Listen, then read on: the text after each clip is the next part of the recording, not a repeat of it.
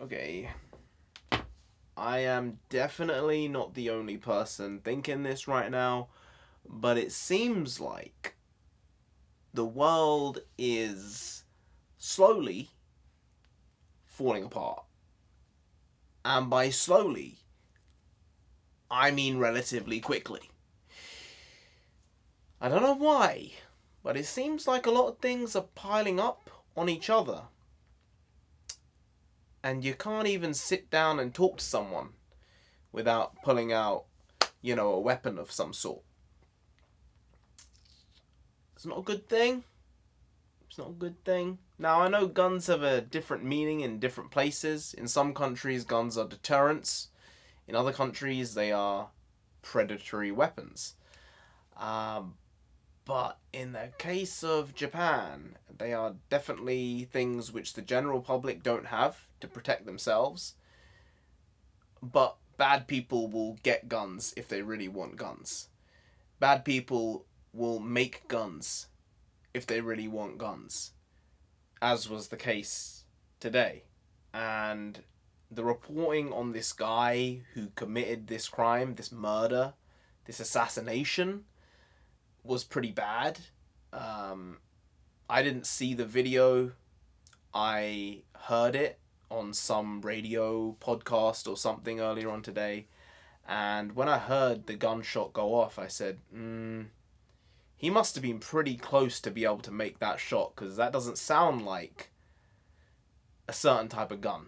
Because some outlets were saying, oh, it was a pistol. Some were saying it was a handgun. Some idiots were saying it was a sniper. And as soon as I heard it, I said, that sounds like a really weird shotgun. Later on, I looked at the image of the handmade duct-taped gun that this guy had clearly just put together in his house, and it looked to me like a sawed-off shotgun. So how I know that? From the sound, not even the visual, from the sound of the gun. But these reporters don't know that is beyond me, because you might as well report what's actually happening as opposed to what you think is happening. Like, report the truth. It's not an opinion piece. It's right there happening in front of you. And if you don't know that basic knowledge and information, then you shouldn't be writing stuff like this. But I'm telling you, man, just one on top of another on top of another. We got Ukraine and Russia.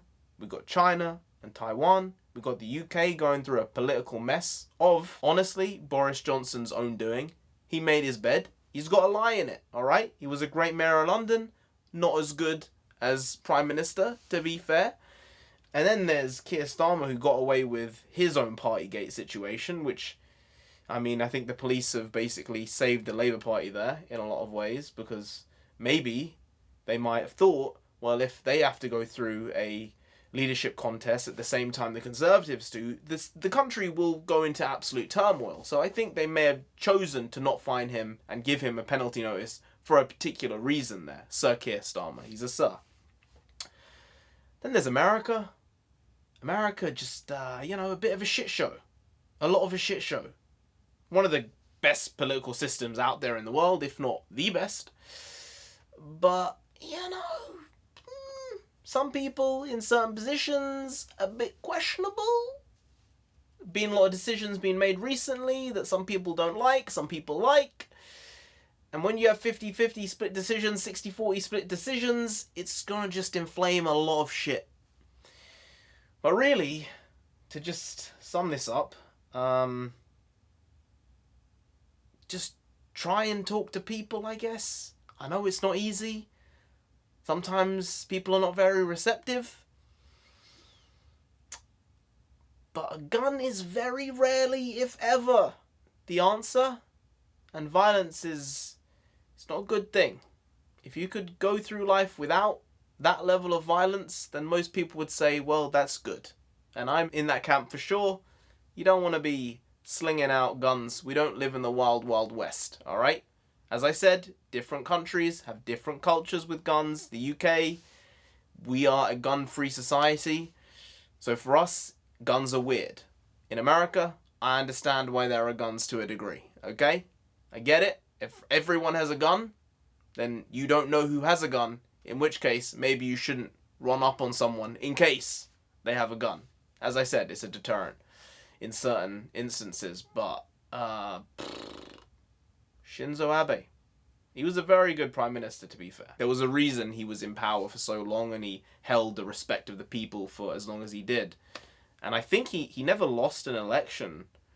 He left the position for health reasons a couple times, but he came back and he wanted to do what was best for the country in his view. He stood up to a lot of countries. He had a very good relationship with the UK and with India, which was great. And, he lived a life. He lived a life, and he lived a life in service to his country. And that's what he gets for it. He gets shot in the street. I don't know. Just a weird one. It's a weird one. I am sorry. It's easy to say, oh, condolences to the family and stuff like that, but, genuinely, I'm sure the whole country, or at least 3/4 of the country, are probably up in arms and in a bit of a mood right now. Why did this happen? How did this happen? How can this never happen again? So, you have to have the checks and balances in place. They obviously need to up their security to a very high degree. Crime in Japan is not really a thing. I know. It's not. I've watched a lot of documentaries on it. They don't have guns. They don't have knives and swords generally. The Yakuza, while they're organized crime, they're not disorganized crime, right? So they are, in some ways, abiding by some laws by doing what they do. It's a weird one, but yeah, Prime Minister Shinzo Abe. I would like to say you left the world a better place now than it was when you came into it.